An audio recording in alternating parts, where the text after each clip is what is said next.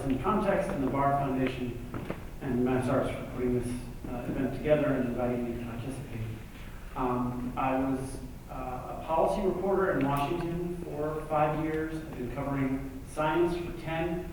I work at Science Magazine, but I'm very concerned that the people who read my stories, and even the people who read my stories when I'm in Slate or LA Times or really well-read publications, those people already get the message on climate change. And the challenge of my career as it progresses is reaching people who don't read science stories, who don't drive Subarus, who don't know about art or care.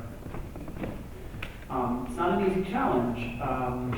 I created an art exhibit with help from many of the people here and colleagues at MIT as part of the fellowship I'm on.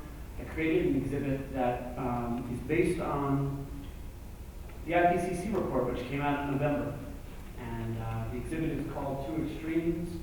The motivation with this exhibition was to take an issue which is very hard for scientists and journalists to bring to life, extreme events, kind of morbid, difficult issue to write about, try to challenge artists to explore it.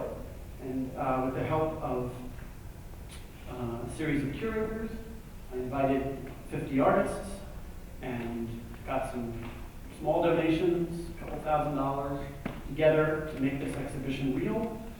Spent much of last semester on this fellowship at MIT organizing this, wrote my first request for proposals, which really got me thinking as to what I wanted of the art, and created an amazing jury, including some people here, taken from the science world, art professors,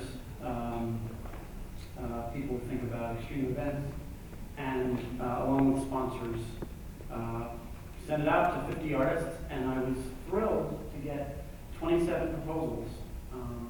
And they were amazing works. Almost everyone was a professional artist who sent in proposals for the exhibition. The idea being that with this little amount of money, the artists would propose pieces of public artwork. And it would be an ideas exhibition, and it would be at MIT. And here are just a few of the pieces that were proposed, or the works that were proposed. This is a British filmmaker named Samantha Jury.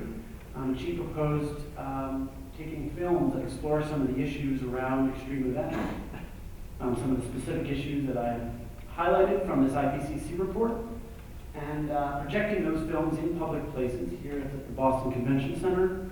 And the selection of films which will be shown will be determined by the output from a database which international relief workers maintain, which keeps track of extreme events around the world.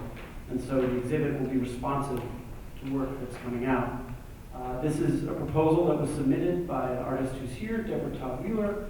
It's called the Extreme Health Station, I think, or and it explores how a participant or a viewer can actually experience the heat in a small space, the kind of greenhouse effect in this kind of structure in a mall, and it brings warming or extreme heat directly to the viewer.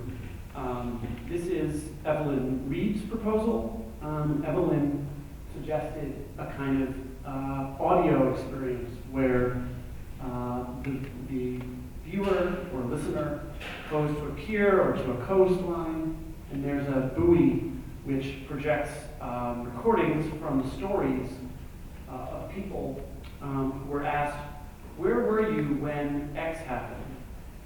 Kind of memories before floods or before droughts, before extreme events, before hurricanes. In this way, bringing a personal connection from sort of the front lines of these disasters to the listener.